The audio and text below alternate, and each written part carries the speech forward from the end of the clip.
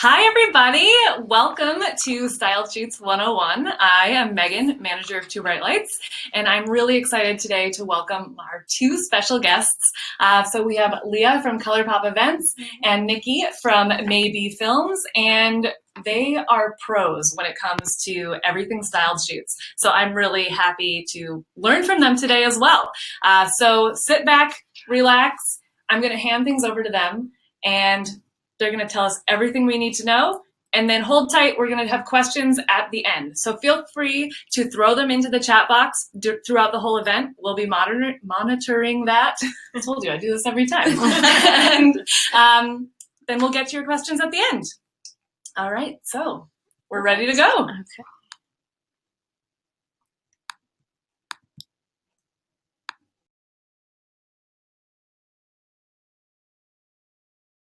Thank you so much for having us. We were both super excited to be here. As she mentioned, my name's Leah. I'm the owner of ColourPop Events, which is an event planning company based here in New York City. I've been in business just about 4 full years and have been doing styled shoots since the very beginning. I do several every year, so this topic is very near and dear to my heart. And in particular, Nikki and I collaborated last year on the Barbie and Kendra shoot, which was so much fun. Yeah. So I'm Nikki Miller, Maybe Films. I too have been in business for about 4 years. And I've been doing style shoots right from the beginning as well. Actually, style shoots helped launch my creative career as a wedding filmmaker because I really needed content to be able to show clients what I was capable of doing. And so I jumped right in, starting out as doing style shoots right from the beginning. So yeah, very cool. So today's webinar is going to be kind of a mix of info for both newbies and pros. So to get the basics out of the way, we'll start with what is a styled shoot. So a styled shoot is a group of vendors donating their time, services, products to create a fake wedding or event. In most cases, vendors are donating everything for free rather than charging. But there are some cases, as we'll get into later when we start talking about costs, where there may be some out-of-pocket expenses involved. So when putting together a style shoot, you've got to treat it just like it's a wedding, or another type of event. So basically you're gathering the same exact type of vendor team. You'll need a venue, photographer, florist, paper goods. If you've got models, you'll need attire, hair and makeup. You'll have rentals, some sort of food, desserts, everything. One of my tips is I love to have as many different vendors involved as possible for a couple of different reasons. One is the more, quote, stuff you have, the more you have to shoot, the more content you have, the more scenes and vignettes you can create. So it makes for just a more fulsome shoot. And also the more vendors you have, the more everything is being shared. Like everybody's going to blog about it and post it on social media afterwards. So the more people that you have, the more the shoot's going to get out there. So examples of some of these things that I like to add is, if it's possible, I'll get a caterer in there. Like you can see one of the pictures from a recent shoot I did. And for caterers, they get professional photos of their food, which is a huge bonus for them that they can use forever and ever. Drink stirs is another one of my favorites, which also leads to a signature cocktail. So that can be like a whole vignette in itself. But yeah, plenty of things, jewelry, custom confetti, accessories, like just a ton of stuff. And obviously also part of the vendor team is a videographer. So Nikki, I'd love to hear from you because I feel like it may not be obvious like how a videographer approaches this type of thing. When I talk to other video professionals, I see that they are not taking advantage of participating in style shoots because, it is not very obvious. A lot of times style shoots are print and they go into various print publications or blogs, but from a videographer standpoint, it's a chance for you to like really try any sort of different creative techniques that you may have wanted to try out, especially if you're shooting weddings and you have a technique that you want to try, but you're really nervous because, you don't necessarily have that time to be creative. When you're at someone's actual wedding, style shoots are like a great time for you to, test your new creative ideas. And I also love that, you have a chance to work with a theme and like really just really be as creative as you'd like to be doing a style shoot. So it helps because you can have your work published. If you're building your portfolio, it really gets your name out there. And the number one reason for me that I really love doing style shoots is that I get to meet so many new vendors. And a lot of times those vendors turn into actual referrals. So Yeah. It's really beneficial for videographers to also do style shoots. Yeah, that's awesome. And that's interesting you mentioned about the trying out the techniques, because that wouldn't be something I would think of. But like for a wedding, it's obvious you get one shot. One so shot, you don't yeah. really get to play around with stuff. So when you are doing styled shoots, how involved are you sort of maybe in the concept? Do you ever organize them on your own? Do you get involved by people approaching you? I have organized style shoots on my own. And the reason, again, from a video person standpoint, if you have an ideal client or a type of wedding that you would like to produce, but you just aren't working with those types of clients right now, a style shoot is a great way for you to put out the work to attract clients that you would want to work with maybe in the future.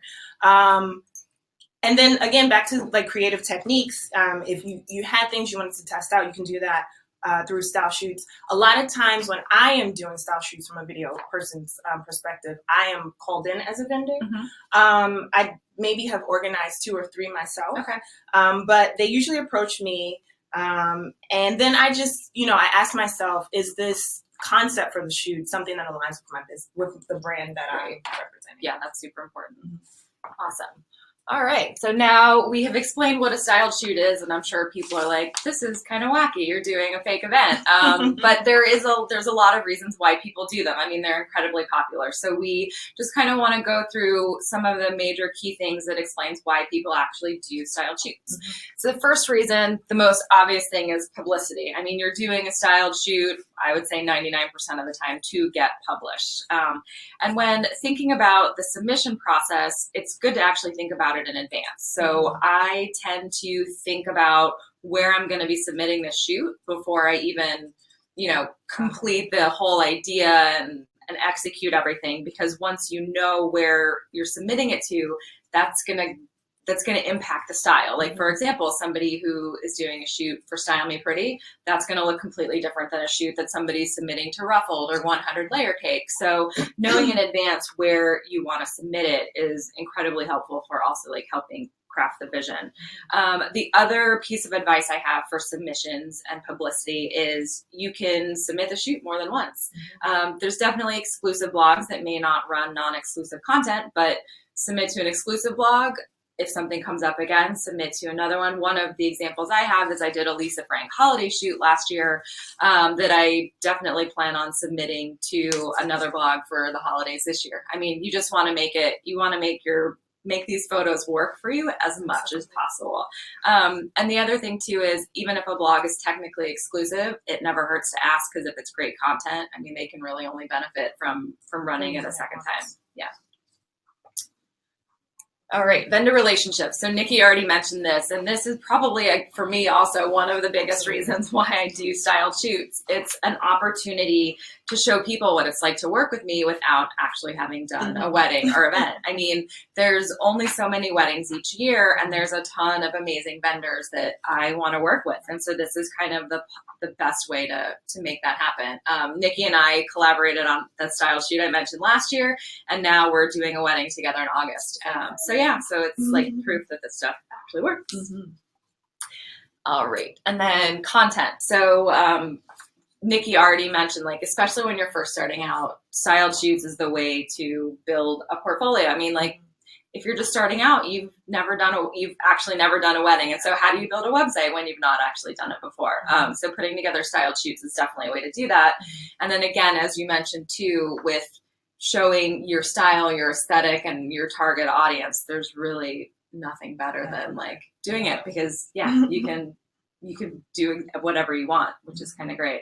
So yeah, if you want to kind of explain a little bit more about starting out and style shoots. So when I started out, I actually have a background in documentary filmmaking. I studied documentary filmmaking from undergrad. So when I started my business as a wedding filmmaker, I knew that I had the talent and ability to do the work, but I just didn't have the content. And so that my very first year, I hit the ground running doing style shoots pretty much for my whole year. That Wow. first year starting out, I worked with so many amazing planners and photographers and other vendors, and formed so many great relationships. My work got published to quite a few different blogs. And so now clients have the ability to see what I'm able to do. And I made great relationships. And by my second year, I was getting referrals and inquiries from actual clients. So it really worked out. That's awesome. Yeah, I did the same thing. Like I just did style shoot after style shoot because you've got to have you have to have a pretty website Exactly. and you have to have content. And I feel like even when I started out, like Instagram may not have been as big. So right. So it was like the content was going on my website and not necessarily for social media. But now, yeah, you do a style shoot and you just blast it out. Exactly. Blast it out everywhere. All right. So again, going back to kind of milking your style shoot for all that it's worth, future press opportunities. So I work with a few different PR companies that I'll get requests for different like press ops, like send us your pink wedding inspiration or how to use peonies and that kind of thing. And because I've done so many style shoots, I can just pull a photo from one of those and submit there. So again, it's like recycling and using everything again and making sure that you can do that. Next. All right. So style shoots are a great creative outlet. There's definitely certain design schemes that you can't accomplish with a couple. Like, for example, I wanted to do a Barbie shoot, and there's not really a lot of couples knocking down my door to do a Barbie themed shoot.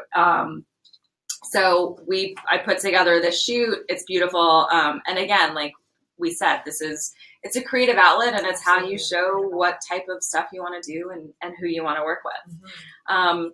So we've kind of talked about these general reasons of why people do style shoots. I think what the viewers may want to know exactly is, what kind of return on investment do we get from these?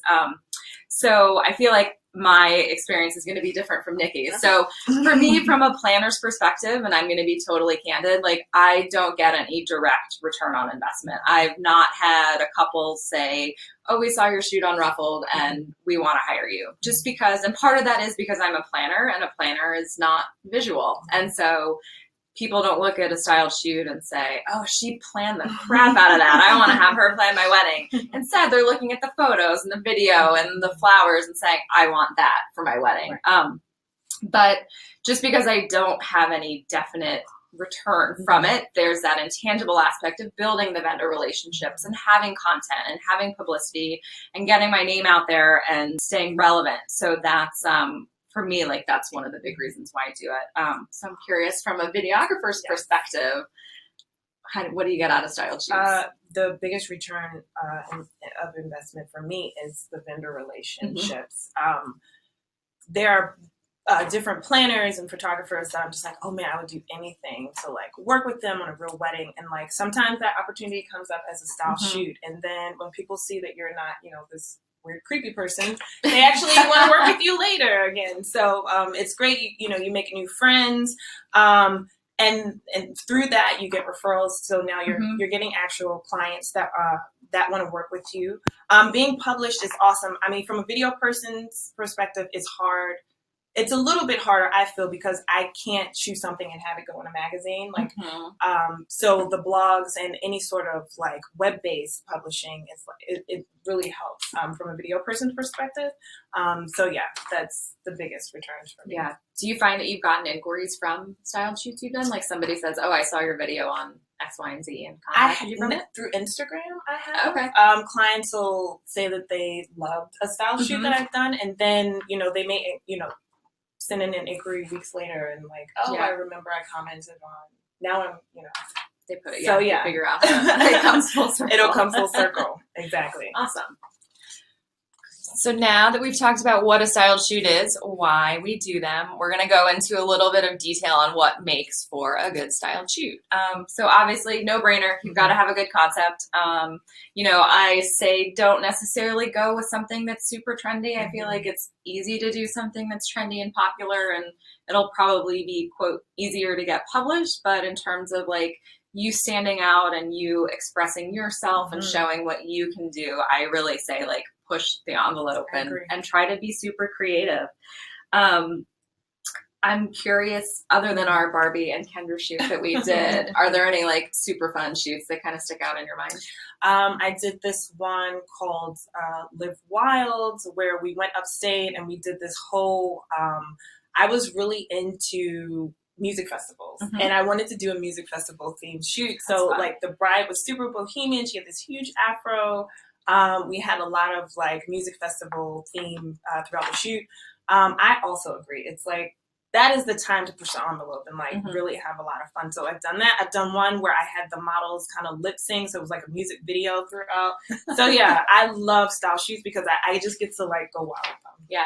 That's awesome. How much time do you usually spend like post-production putting those videos together? So it depends on how intricate the editing is. So if it's more of a music video type shoot and you're editing to the beat, it'll be a bit longer. Yeah. But if it's just like, we're editing it to make it look as if it is a wedding day, it takes me maybe 10 to 12 10 to 20, hours to edit. So it's a good it's a good bit of work. On your person. So in addition to the concept, what I feel is equally important to making a really great style shoot is the team that you put together. So one of my pet peeves is sort of, and this happens, I mean, Facebook is made for this, but doing open calls for a vendor team, kind of a pet peeve of mine for a couple of reasons. The biggest one I think is you're not being thoughtful about who is going to be on your vendor team. And if you've got a concept and have a vision, you want to hand pick the people that are going to help bring that vision to life. I feel like particularly with photographers and videographers, like if you're doing something edgy and moody and romantic, like you don't want like a light, bright photographer. So, putting out open calls for vendors, I feel like is not going to get you the best team possible. So as I mentioned before, figure out who you want to be on that team and reach out to them. If there's a photographer that you've been dying to work with, like, don't be afraid. We're all people, people are not unattainable. And you'll be sometimes very surprised at what comes back to you. One of my favorite stories about you just have to ask the question. And so when I did one of my shoots, a friend of mine sent me a link to an Instagram account for this company in London that makes glitter for hair and makeup. And this was for my Lisa Frank shoot. And I'm like, that would be amazing for the models, but it's a company in London. Like who knows? But I reached out to them, emailed them, told them the concept. They were totally on board and they sent over like 5 bottles of glitter, which we proceeded to get all over the venue. They definitely loved us. But yeah, like if you think about that situation, you would ordinarily be like, oh, this company in London is never going to send me anything. Yeah, but they did. So my biggest lesson is people are going to be way more generous than you can ever imagine. And one of the big things that I also wanted to mention is when putting together your vendor team, I just want everybody to keep in mind that it's equally as important as having diversity in front of the camera as putting together a diverse vendor team. I think we can all do better there. And I think that's definitely something that people need to remember. So, Nikki, I'm kind of curious, what in deciding whether to participate in a styled shoot, what's your criteria for that? So I first would want to know, does the concept match my creative voice? Because if it's a concept that isn't necessarily going to attract the type of clients or potential clients that I'm interested in working in, then I feel like it is not really smart for me to take that space as a videographer when they could have someone that's probably a better fit to do it for them. And then is the team looking for an actual creative film to be made from this, or are they looking for someone to come in and shoot behind the scenes? Because sometimes that is what the creative team is looking for. They don't necessarily want your contribution as a videographer to make a film, but they want you to shoot the process of them putting the shoot together. So up front, I would want to know, where do you see my role as a team member? And then, is it a time of year where I can feasibly take on another project? So those are my criteria. Yeah, that brings up a really good point. So for people that are newbies and that are thinking of doing styled shoots, trying to do a styled shoot like in August, September, October, probably not the best time to be reaching out to your dream team of vendors. Definitely doing something on the off season when people have more time and flexibility is going to be a huge benefit there. All right. So Another one of the topics that I get asked a lot about is casting models for photo shoots. And I hate to admit it, but models can sometimes, I find finding models is the most challenging. It's like the most challenging part of this entire process for lots of reasons. So opposite of what I said about putting together your vendor team, when you are looking for models, I feel like that's totally fine to do an open call and sort of, again, be specific about who you want. Because that's just casting a wider net. I mean, like, you can easily figure out who the videographers are and photographers are, like, in your area and in your market, but trying to find people who can model for you. I mean, I certainly don't have a Rolodex of people that could do that. So, like, you got to ask your Facebook people. And so I will also, Nikki, want to have you chat about the very importance of having diversity when casting models. Absolutely. So we are lucky enough to live in a city where it actually is not hard to find models. We have agencies. We're based in New York. So if you are deciding to go with using real models, I feel like it's safe to have a casting where you say the ethnicity that you're looking for, because a lot of times professional models in the city, they're going to casting calls anyway where they're saying, we're looking for this type of person or that type of person. If you're not as comfortable in casting couples and having to, say ethnically what you're looking for, think of some of your vendor friends. I mean, we all look at each other's social media. Did they have a couple that you're like, oh man, I wish I could, kind of work with them? Maybe you could reach out to that vendor and say, hey, that couple that you did so-and-so shoot with, do you think they'd maybe be interested in doing a creative project with me? And then maybe you can get their contact information. But if all else fails, I feel like the potential clients that will want to work with you anyway, if you just listed something respectfully about the ethnic, like you want to do a South Asian shoot, you don't really, have a direct contact with a couple. I think if you just listed it and they wanted to work with you, the couple wanted to work with you because they following your work anyway, they would submit. So I think it's safe to do it that way. Yeah, and I think the same thing too goes if you're looking to cast LGBTQ models and couples. It's definitely it's okay to put that out there, and it's great that you want to do that. One of the things I wanted to bring up, because I read a really great piece recently from Brittany Taylor, who's a makeup artist in North Carolina, and she kind of had some admittedly like hard questions for people to ask themselves. So when you are doing a styled shoot, and if you're looking to have a model of a different race or a different sexual orientation, gender, you want to make sure that you're doing it for the right reasons. Like it's not about a portfolio piece for you. It sort of should be about like an ongoing effort that you have to promote diversity and to fight racism and everything. So really like take a hard look at why you're looking to do this and be honest with yourself. So one of the things we kind of touched on was professional models versus real couples. So professional models can sometimes be flaky. Sometimes they don't show up on time. Sometimes they don't show up at all. So for me personally, don't deliver. Yeah. So, and because of that, like, I feel like I always try to find real people, somebody who has a relationship with somebody so that they feel a little bit of connection and responsibility to me to show up. So I've used past couples. I've definitely reached out to you. Like I've seen some of your couples on Instagram and like, can you see if they want to do a shoot with me? So yes, that's totally okay. And like in terms of if you are doing a shoot that has a couple, I think real couple is going to be better than two professional models who don't know each other any day, because you're just going to get a chemistry that two strangers, no matter how good they are at their job, it's just not gonna translate. So social media stalking, it works.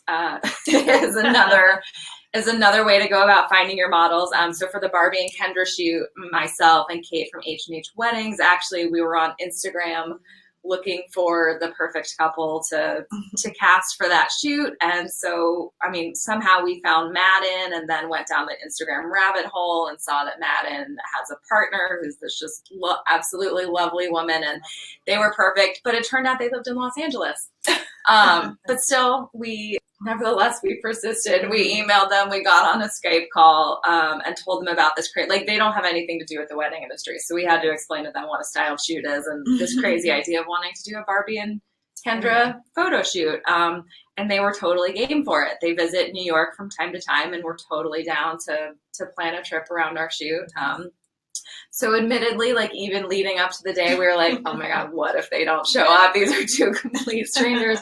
But they showed up and it was amazing. And they are two really amazing people that are doing amazing work out there. Mm-hmm. And so I hope to work with them again. But yes, so like social media, it's acceptable. It's not, I feel like it's not as creepy. Yeah, it's super easy. Not as creepy as it used to be. So for you, how have you found, have you found your models? I've used real models, and I have had opposite really, experiences with them. I've had role models that are both come in as complete strangers and deliver beautiful photo and video for me. And so I kind of have, I would say, a little bit more faith in real models because I feel like you have to be honest about the theme of the shoot that you're doing. If it's something that's a little more romantic and a little more intimate, sometimes couples are not comfortable, publicly expressing that sort of intimacy. Whereas models, they're shooting these like kissing scenes and so on and so forth. They're doing it so much that they're just like, okay, enough. This is just another day at work for me. So I feel like in going into these, you just have to make sure you explain to the couple, if it's a real couple, that, there are going to be scenes where we are going to, be in your face with camera lenses, and we need you to be as romantic as possible and just know if they're comfortable with that. Yeah. So when you do use professional models, do you pay them or how does that work? Yes.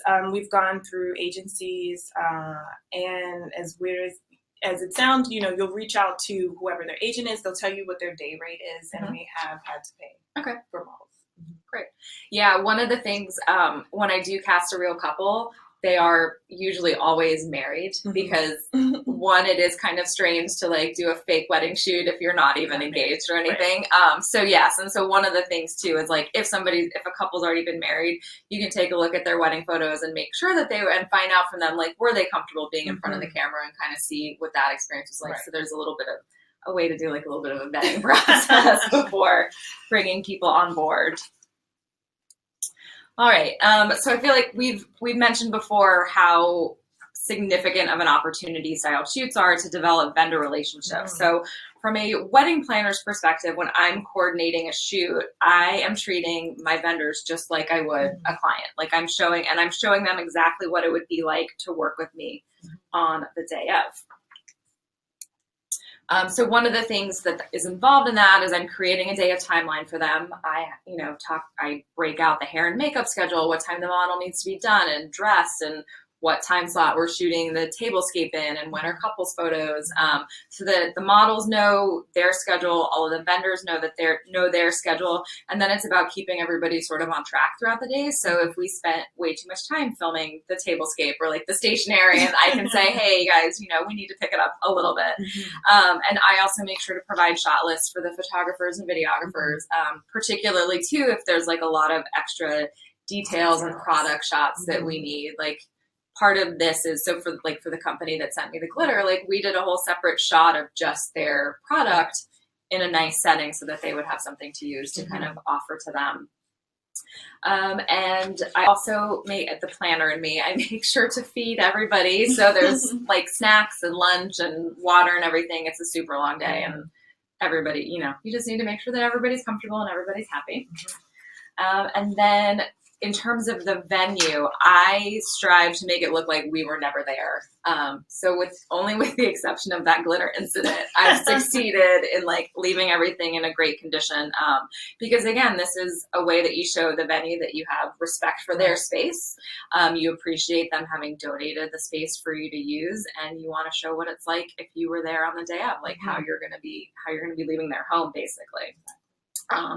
So yeah, I'd love to hear how you kind of approach your styled shoots. So when I've organized shoots, I pretty much take on all the roles you just named. I feel like if you're the one that is initiating the shoot and you're reaching out to vendors, then all of the timeline and food schedule that pretty much falls into your lap, and it's pretty much expected.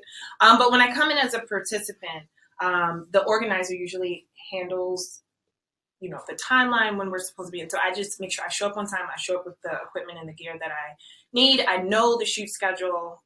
So yeah. Yeah, one of the things I enjoy about working with you is just the communication in advance. I'm an over communicator, so when people like are emailing and talking about the schedule and everything and being prepared, that makes me like feel more secure about how the day is going to go.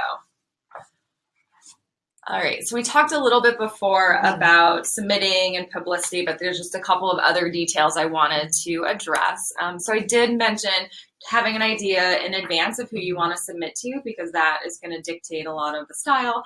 Also, one other specific thing there is different blogs may have different requirements, and also print has different requirements too than blogs. So I did a print shoot recently, and they sent in a lot of specs about making sure you have shots that can be used for covers and dual page spreads.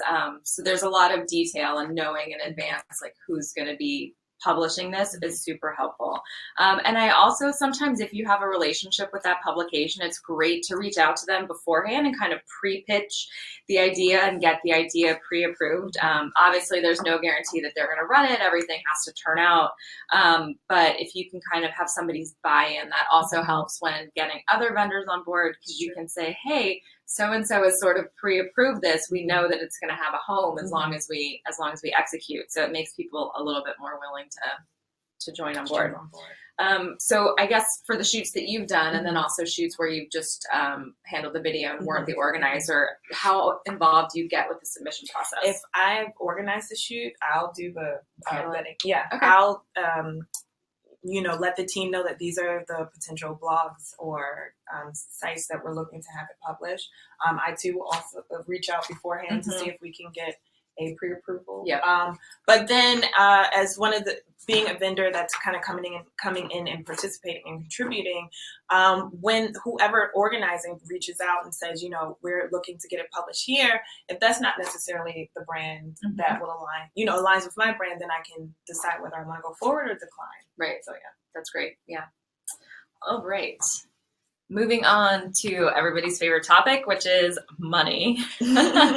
So a good styled shoot is going to cost you money. I admittedly spend about $1,000 per shoot. And the things that I spend money on that are out of pocket. So in New York City, rentals are incredibly challenging to get donated for free. When you're working in a venue that doesn't even have like tables and chairs, you've got to rent tables and chairs. And even if the rental company is willing to sort of donate the product for free, there's labor charges and delivery fees that you just kind of can't avoid. So usually it's like hundreds of dollars on rentals per shoot. Attire, if I'm not using traditional like wedding attire and want to do something from Rent the Runway, that's obviously an out-of-pocket cost, and then you want to make sure you have options in different sizes, so that can tend to add up. Sometimes there's certain items that you want for a shoot that you can't return. I bought a giant pink Christmas tree for $300 for one of my shoots, knowing that I wasn't going to be able to return it. But I figured that I'm going to have use for a giant pink Christmas tree at some point in my life, so I'm now the proud owner of that. But other things like providing food for everybody, transportation costs for me, like schlepping everything. A lot. It's expensive. So for you, what are your costs like? If I'm the organizer, there's food costs involved. And then also rental fees. There's equipment rental fees from a video person's perspective. Because if you're coming and you're testing out these new creative techniques, you may not have the gear. So, this is gear that you'll be renting from a rental house. And then also music licensing. You have to make sure you have music that matches the theme of the shoot. And so you have to pay for a license to use that music. So yeah. That's a good one. I'm sure people probably did not. I certainly didn't even think about that from your standpoint. Interesting. All right. So because styled shoots can be expensive, I recommend that you include them as part of your marketing budget and kind of go into the year knowing how much money you want to spend, because I've definitely got caught before where I just got approached to do shoot after shoot, and then you're just spending incredible amounts of money. So for me, it's part of my budget. I have a set number that I will do, and like I'm sort of, now that I'm further along in my business, I'm definitely more selective in the number that I do. Usually it's if it's a concept that's really unique, or if it's a publication I really want to work for. How do you approach like limiting budgeting for style shoots? So in the beginning, they played a much bigger role for me. So now I wait for inquiries. As crazy as that sounds. If it, like I said, if it matches my creative voice and it's something that I'm able to, I feel like have fun in doing, then I kind of take it on as they come. Yeah. Do you ever sort of brainstorm any ideas to do them, or? Absolutely. Okay. Absolutely.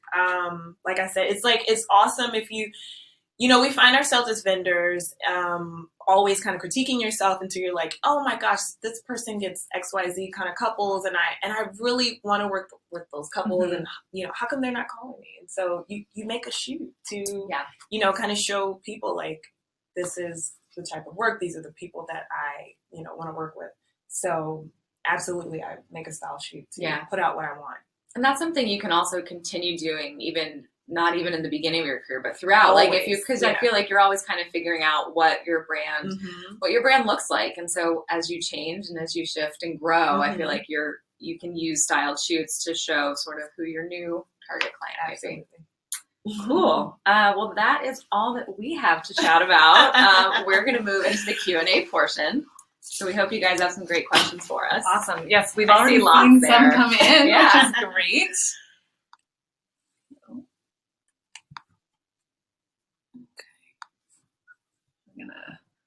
The video.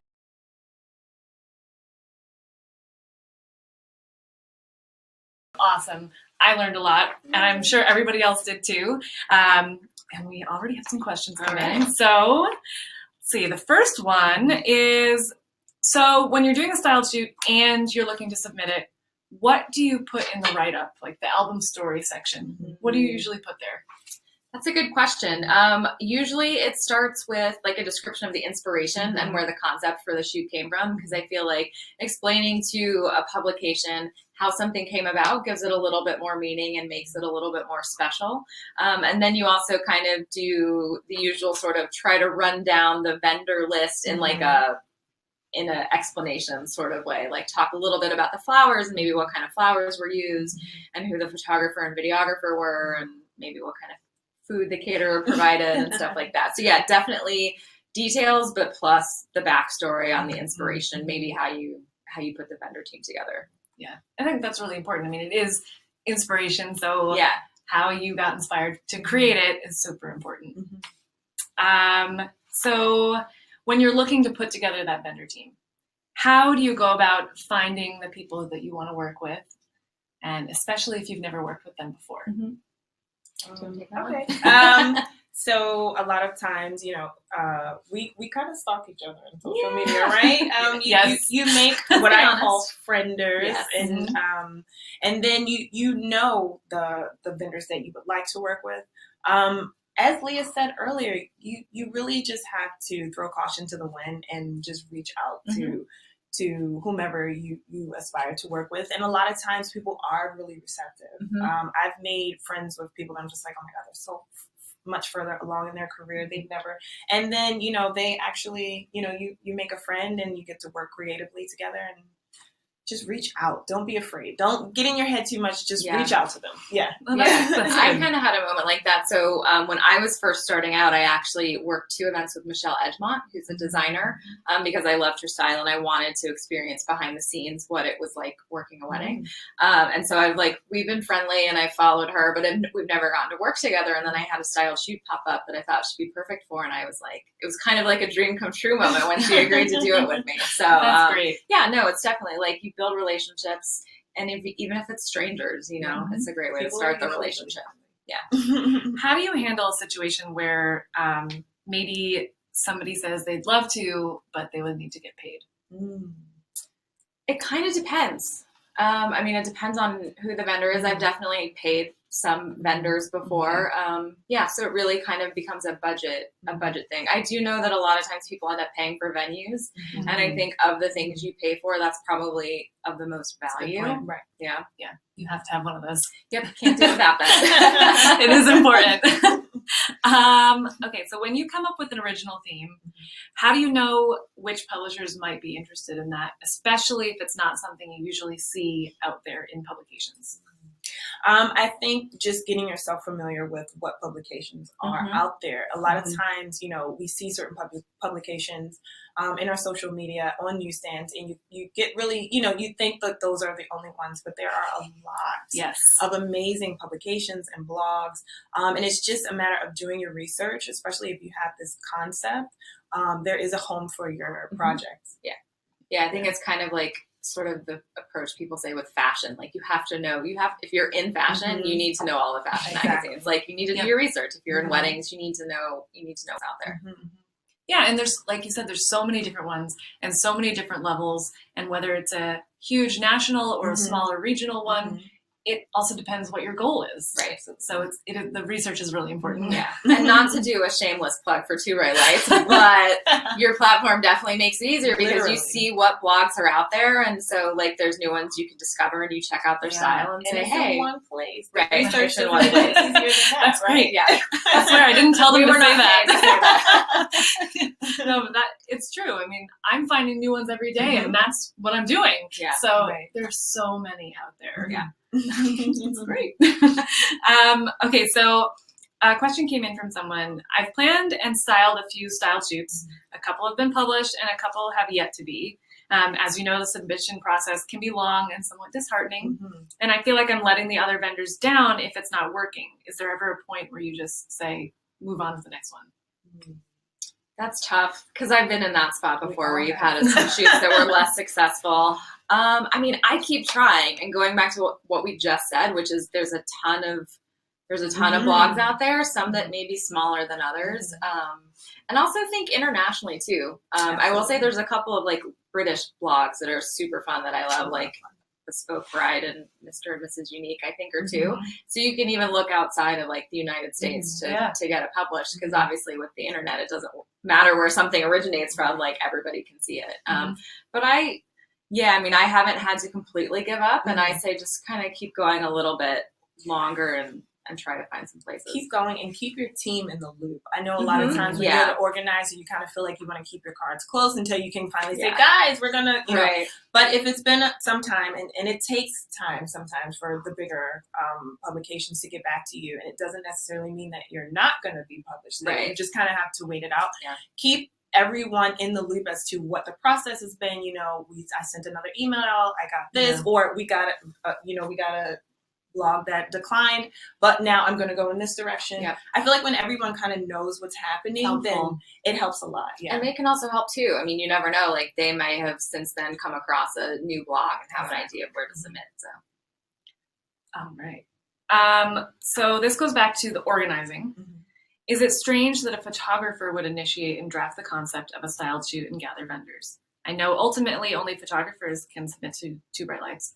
No, that's not true. Anybody can. You just have to have permission from the photographer. So, good question. I feel ultimately that my planners in my area don't really initiate the shoots.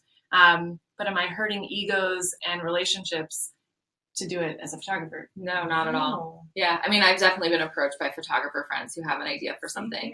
And I say, you know, kind of like be honest with yourself and know what you're capable of. If you're not a planner by nature, like understand what you're getting yourself into. And if you don't feel like you can take the whole thing on, like organization wise, bring on a planner.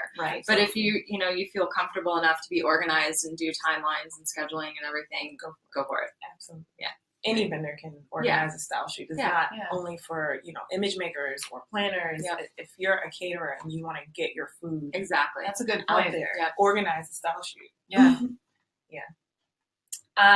So I am a farmer florist, and I have a lot of requests for style shoots outside of my growing season or for blooms that are out of season at the time. In season matches my business plan. Do you have any suggestions on how to find vendors that are more understanding of that? That's hard. I mean, I think it's just about education. Like you just have to explain to people sort of, because people are probably not familiar with that model.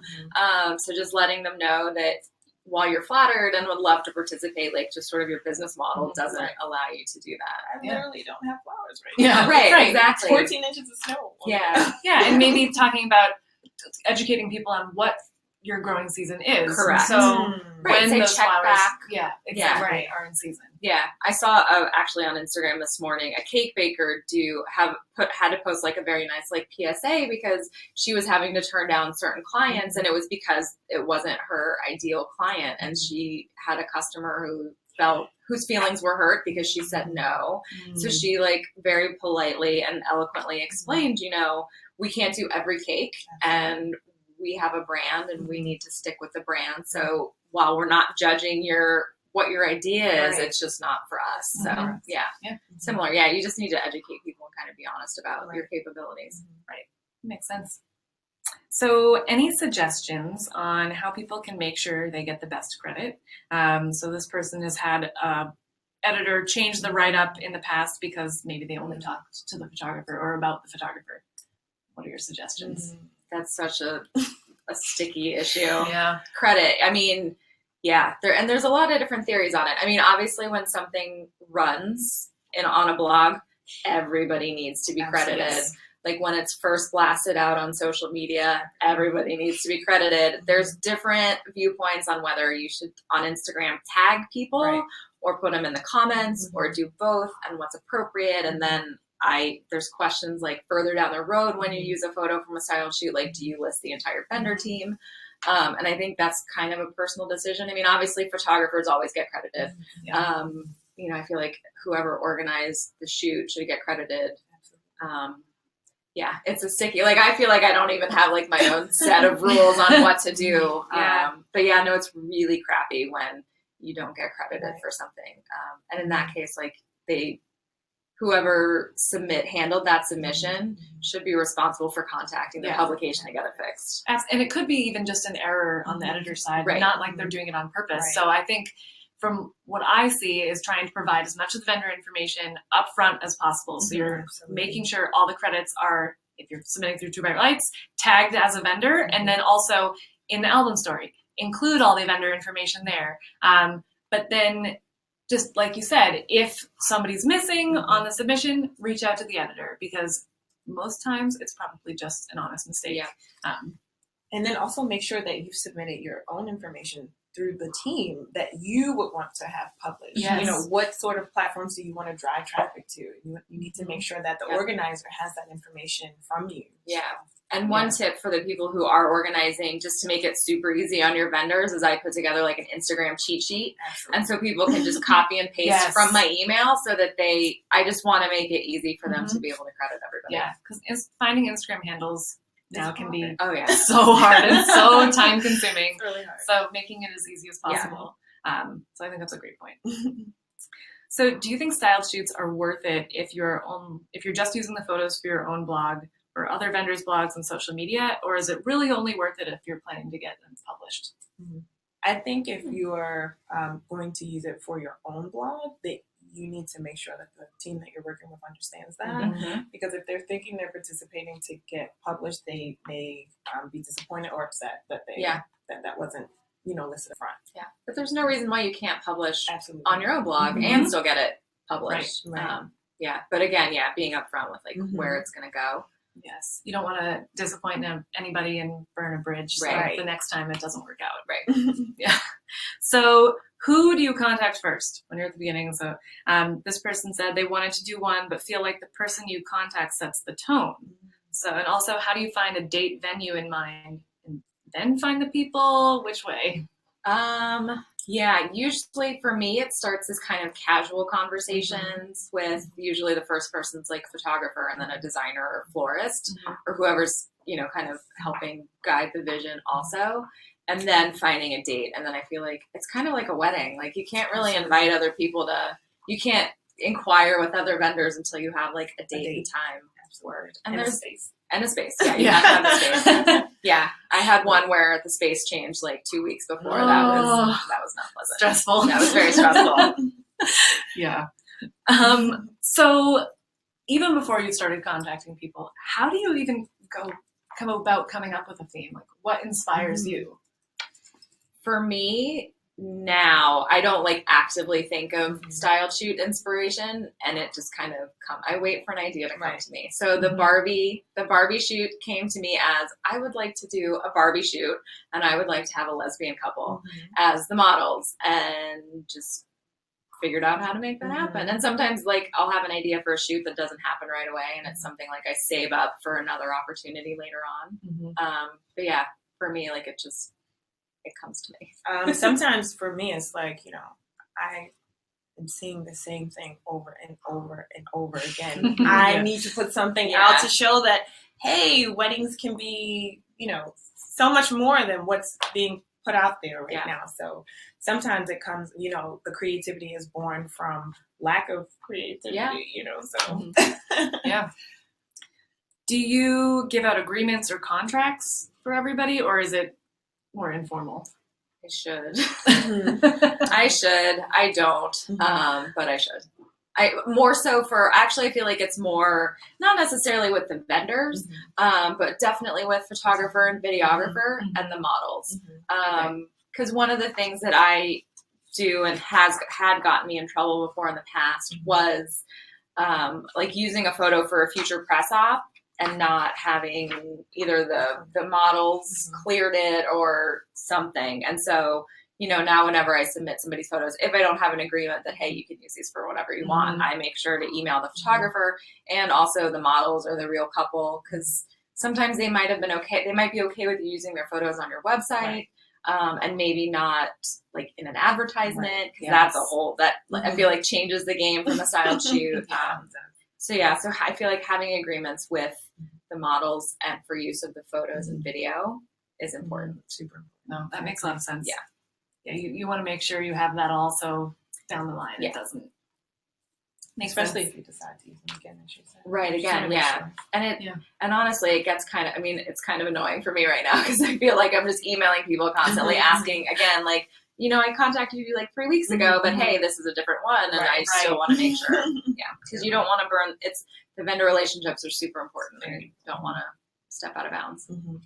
So how do you go about communicating your vision or concept? Do you do Pinterest boards? Yes. Pinterest. I've seen Pinterest. I've seen where you make actual, there are other platforms now where you can make an actual mood board. But I have one photographer that I've worked with a few times. She would make a full narrative. She would give the characters names. She would say how they met. I mean, so from a creative perspective, awesome. It's like, wow, I totally understand the concept of this. I know where we're going. I'm going to shout her out by Petronella Photography. She would do an entire backstory on the couple. And so moving in, you're like, I totally know how I want to shoot this. Yeah. I know who they are, even though they're made up. Yeah. Well, and too, if you have models, I feel like that must be really helpful for them to understand what their story is. I like that. That's a really good point. So I know we talked a little bit about payment, but so is it generally that you go in asking if it's voluntary and then see what happens? And I know you mentioned venues are many times ones you do have to pay for. Anything else, or is it mostly just venues? Venues, rentals. I mean, I feel like it depends on, it depends on the shoot, depends on how big or important it is for you and what your hopes are for it, as to whether like you would want to, if you approached a super rock star photographer, videographer, florist, if you wanted to have them on board. I mean, that's kind of like the personal decision you make, whether you want to pay for that. But I feel like you could definitely find other vendors that will do it for free. Well, I think we are about to wrap up, so we have one more question. So I know you said to be super creative, but does it benefit all vendors to balance shoots that are trending with shoots that are super creative? How do you suggest handling that? I think know your brand. Exactly. You have to know exactly what I was gonna say. Where you're moving, the direction you're moving. Yep. With your brand. Yep. Yeah, it's a personal choice it should be a personal choice for everybody. You have to be true to yourself. Yes. Absolutely. Well, what a perfect way to close. Well, Leah and Nikki, thank you so much for joining us today. This was fantastic. I hope you guys got as much out of this as I did. I cannot wait to listen to this again and learn even more, and then continue to ask these awesome ladies questions. So as always, if you need anything from us, or if we can help you at all or need any assistance, reach out to us at hello@twobrightlights.com. You'll hear from me or from Tessa, and yeah, that's it. Have a great rest of your day, guys. Bye. Bye.